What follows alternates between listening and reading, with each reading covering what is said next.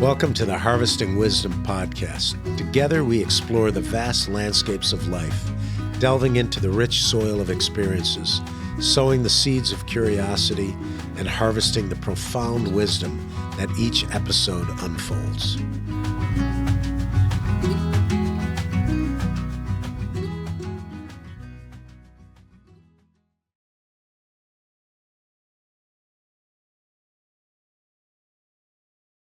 And now I'm here with Polina Kolodajna, who is a project director at Greenpeace, and who's going to tell me a little bit more about the ambulatory center that we're in. So we are now in Khorenka. It's a small village in Hostomel municipality, which were targeted because of Russian occupation of Hostomel. So the city of Hostomel is really close to Khorenka, and during the first months while Russians were occupying Hostomel, Khorenka was suffering a lot. So the municipality were pretty damaged, but Khorenka damaged for about 70% of all the facilities, all the buildings, all the private housing were destroyed or pretty damaged, and this ambulatory is one of them. So in 2022, due to missile attack, the ambulatory itself were damaged. So the windows were destroyed, doors were destroyed, the walls of ambulatory were totally destroyed, and due to the cold, because it was happening during the winter, the heating system itself, it was destroyed as well. And so can you tell me a bit about what was rebuilt here? So what are we looking at in terms of heating systems, and how does it all work? So in the fall of 2022, the administration of municipality and also the administration of ambulatory asked us to support them because they wanted to change their heating system that before that it was heated by gas. They wanted to be they wanted to modernize the facility, and they wanted to reconstruct it in a more sustainable and green way. So we decided to support them and to install, instead of gas heating system, the heat pump, which is a renewable source. We installed the heat pump, groundwater, which were pretty challenging due to power outages that already started during that period of time, and also because of constant shellings. So in the end it lasted for over a month. And also we provided the ambulatory with a hybrid solar system, which means the solar station itself plus the batteries, as only such a system can support facility to pass through power outages. Mm-hmm. And what does the center rely on in the winter when there's no, the solar panels are not, delivering as much sunlight? Well, actually, solar is working always. It's a really great, device, let's say. So it's just a matter of the amount of generation. So for example, during 6 months from the spring to fall, the ambulatory itself is operated only by the solar energy. So, although the system itself is not that huge, it's about 11 kilowatts solar systems plus 8 kilowatt hours the battery system, but it is enough for this ambulatory to operate independently. So, but during winter, sometimes the generation covers 30% of the needs of the hospital. Sometimes it's 50 or sometimes even 70%. So it all depends on the solar or on sun energy. And where does the rest of the energy come from then? Is it from the grid?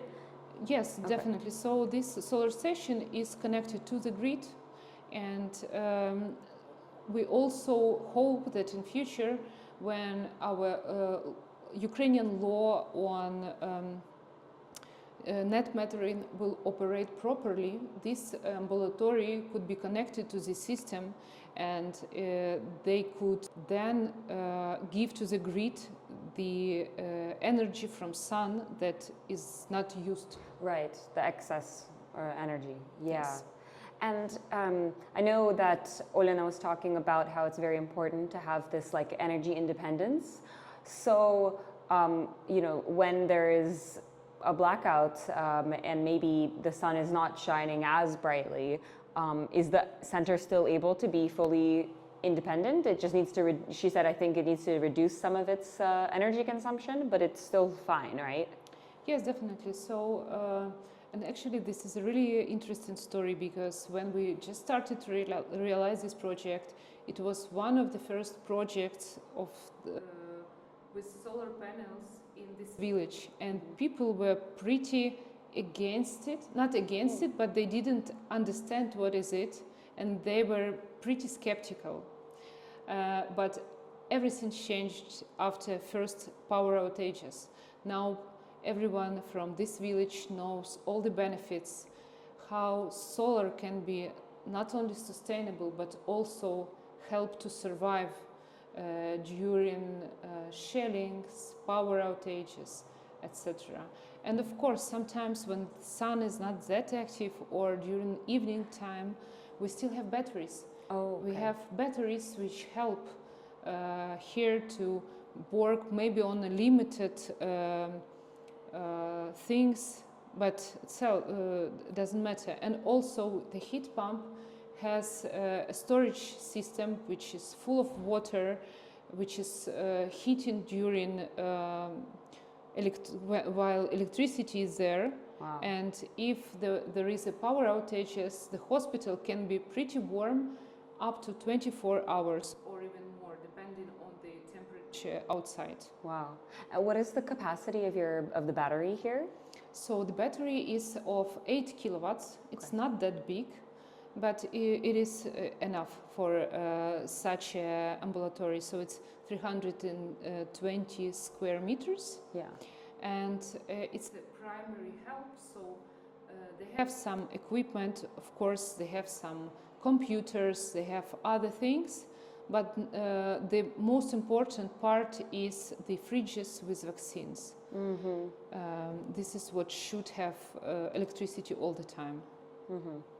And who were the donors for this project? I mean, I know Greenpeace you were kind of like directing it, right? No. Okay. So the project was totally finalized. The project, it was totally funded by Greenpeace Central and Eastern Europe. Oh, okay, gotcha. And I guess how did you choose this center in particular? Is it because they reached out, or because you thought that it would be a good area to try to reach out to them? So in this project we had partners who actually addressed us and asked us to support, and also the municipality. So the military administration of the municipality were really willing to not only reconstruct but modernize their facilities, and that was the first to help to support, because it's providing this first medical care to people. So we had other partners, Ukrainian organizations, EcoDia, EcoClub Rivne, and also the Victory for Ukraine Fund. Mm-hmm. And how common is this, or how representative is this of the reconstruction effort in Ukraine in general? Is this kind of common, or is it pretty rare? I mean, reconstructing with like solar energy. So yes, in Ukraine, due to constant shellings, attacks and everything, we have so many places that should be reconstructed, but also there are facilities that cannot be reconstructed at all, unfortunately. And this is a really common thing for Ukraine to reconstruct, because we need to live, we need to try to do our best to keep living and just to keep doing the normal things, although it's sometimes pretty difficult, because you need to stay in the shelter because, for example, of missile attacks, or you are in the middle of power outages. For example, a week ago there were a massive attack. Russians started to target energy infrastructure of Ukraine once again, and they are trying to do everything for Ukrainians not to pass through the next winter, because they are damaging our heating systems of the big cities, gas stations, etc. So this is something pretty scary, but we are not stopping. We are reconstructing. There are a lot of Ukrainian organizations, there are a lot of international organizations who are willing and who are really supporting. But when we are doing that, we need to think and we need to consider whether we want to see Ukraine as it was before the war, or we want to renovate, and we want to use this terrible, awful opportunity, if we can say so, to do something better than it was before. Yeah, absolutely. Yeah, thank you. Can you tell me a little bit about what we see around here? So I see you have this screen that, yeah, if you could give me some technical details. So as I said, when we installed the solar station here, we wanted somehow for local people to understand how it operates. So we decided to put here this monitor, which shows actually in real time how this solar station is operating. We can see, for example, that all the electricity which is now using is coming from sun. Also, now it's the middle of October, but today it's a pretty good day, also not so sunny. But the hospital almost for 100% is operated by solar stations. Also, there is something coming from the battery and almost nothing from the grid. Yeah, I can see it's changing a bit. So sometimes it's going up and other times it's negative. So the negative means it is discharging to the grid, or what does that mean? No. It's just you need always to look at the middle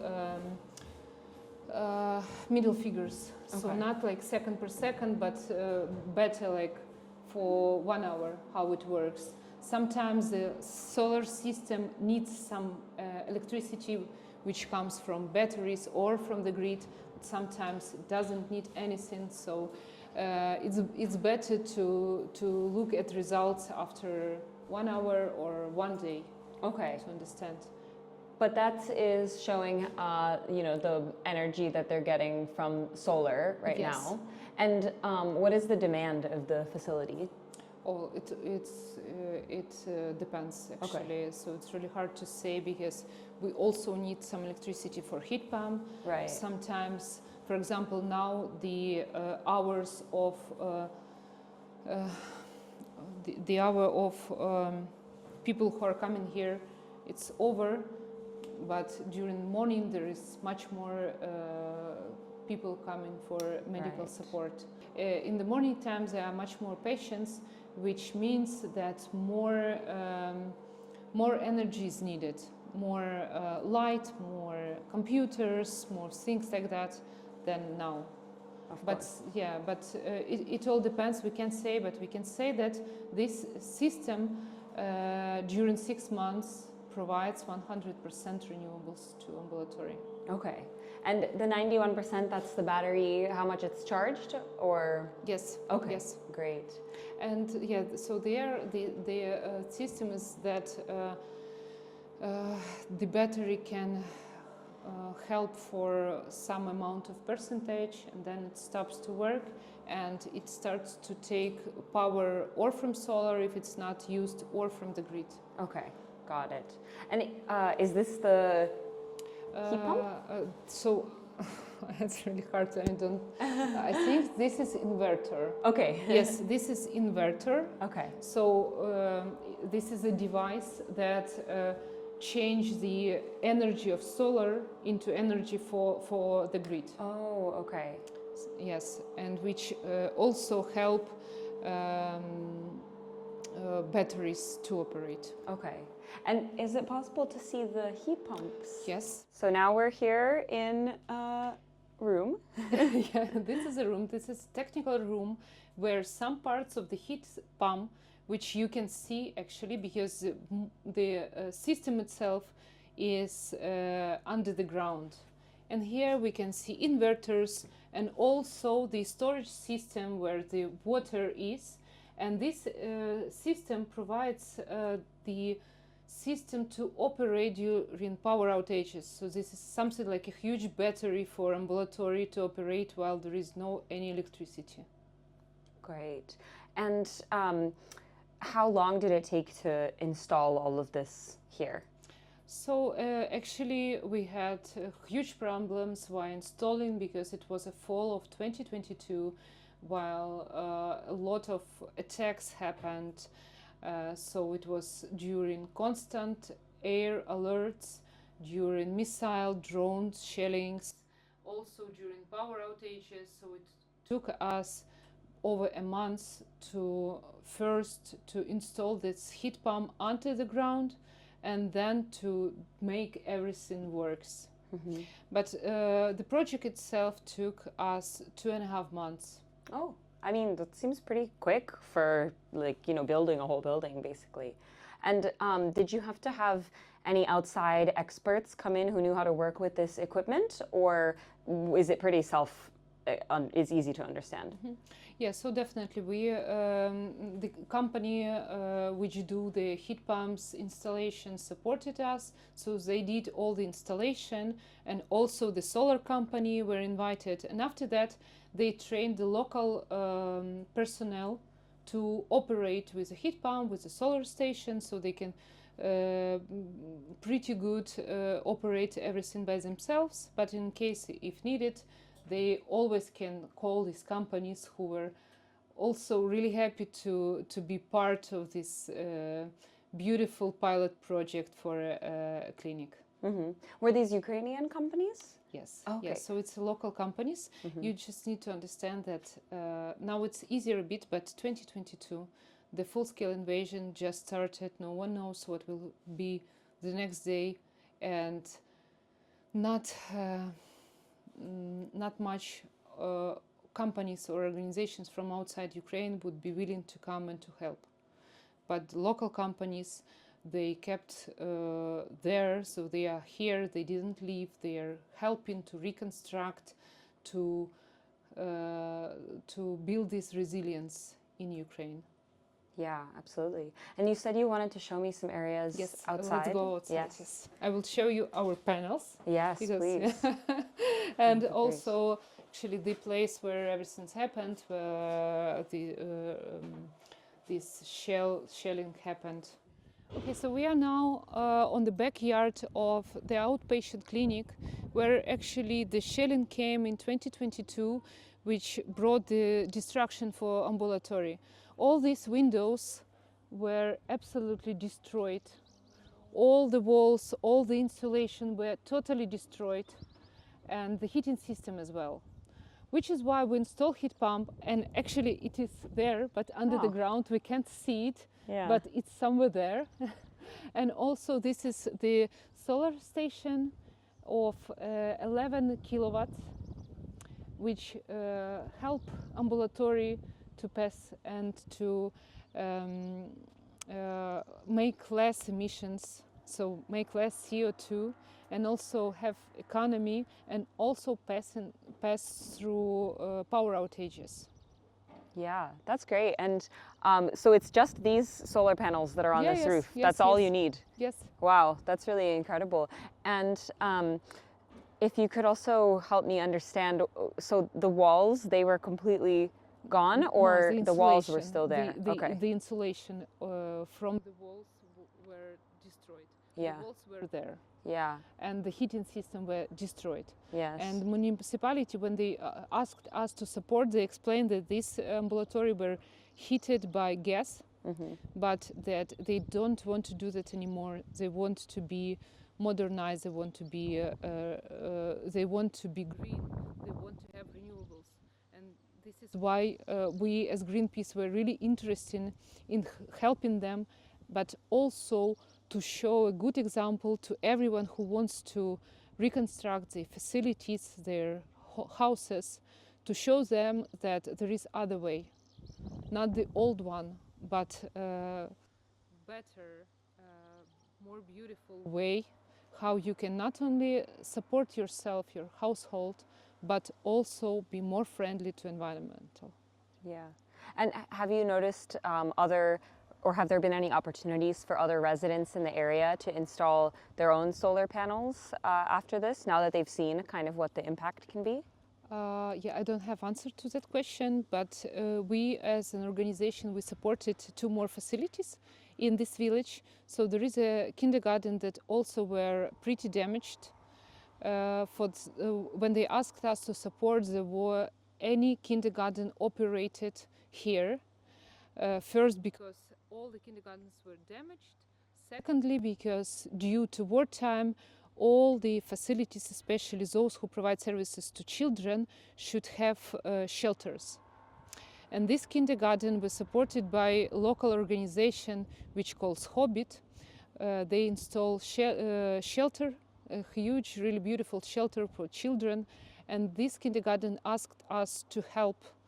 And together with our partners from Archinova, we installed their big solar station. Well, the solar station, it's not that big, but we install 28 kilowatt hours batteries, which is a huge system. And we did it because we understood that during power outages, but also during alarms, during shellings, while children are in the shelter, they has to have sun, they have to have electricity, because they're already scary because of attacks, because of war. And if they would need to stay in the shelter without electricity, that would be awful. So we help them, and now the kindergarten is operated, it's really beautiful, and children are really happy. And also we supported a local school. We were realizing our project where we wanted to show how you can decrease the amount of time using diesel generators. So there is a huge problem now in Ukraine, not only because of power outages, especially given constant attacks on energy infrastructure, but also because of diesel generators that were coming to Ukraine all the time and now are coming as well. And we can't do anything with that because we really need electricity to survive. But we started to think somehow how to minimize this use of diesel generators, and we decided to try in this local school, so which had diesel generator, and we install additionally the small solar system with batteries. So it's a 5 kilowatt system plus 10 kilowatt hours battery system, which is connected to diesel generator, in a way that during the day when there are power outages, the solar is helping with electricity. If there is no enough solar, or it's during the evening time, for example, batteries are helping. When the batteries are discharged, only at that exact moment, diesel generator starts to operate. And this diesel generator is not only helping the facility, but also is charging the battery. And so we installed this system, but we couldn't ever find out how the system operates, because this solar station were enough during power outages to provide electricity to facility. So the system itself never came to the point where the diesel generators should turn on. That's really incredible, yeah. So it's like the last resort, but you never actually had to, Yes. to use it. And then just as a final question, I'm curious about, for your story, how did you decide to start working at Greenpeace? And you know, were you working there before the war? And how did you refocus your efforts on green reconstruction after the full-scale invasion? So Greenpeace came to Ukraine in the very beginning of the full-scale invasion as an answer to occupation of Chernobyl and then occupation to Zaporizhia. So experts of Greenpeace started to monitor the situation, start to support people with the knowledge, with expertise, and also started to document the crimes, the war crimes of Russians against people, against nature, against everything. And first projects were nuclear monitoring, but after that, in the fall of 2022, with this first project of Khorenka ambulatory, Greenpeace decided to help with reconstruction. And actually at that moment, I came to work for Greenpeace. Before that, I had my own business, but at some point, and I think this is something that all Ukrainians are experiencing, when you understand that just to pay taxes, it's not enough, that you need to give your own efforts, your own strength, energy and time to support the country, to support people. And when I found out about this beautiful project which support municipalities to survive, I understood that I really want to be there, and I really want to help and to support. And this is how I came to Greenpeace, and I'm working here for over 3 years. Yeah, that's great. Well, thank you so much for sharing that and for showing me around this facility. This has been another episode of the Harvesting Wisdom podcast, and thank you everyone listening.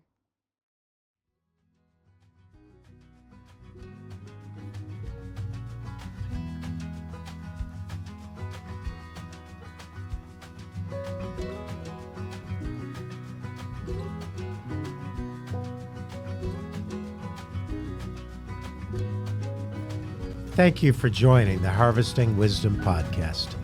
Click subscribe and like for ongoing insightful conversations. Explore our webpage for show notes and additional resources. Visit our guests' webpage for deeper insights. Your engagement is the foundation of our journey, and until next time, keep pursuing wisdom.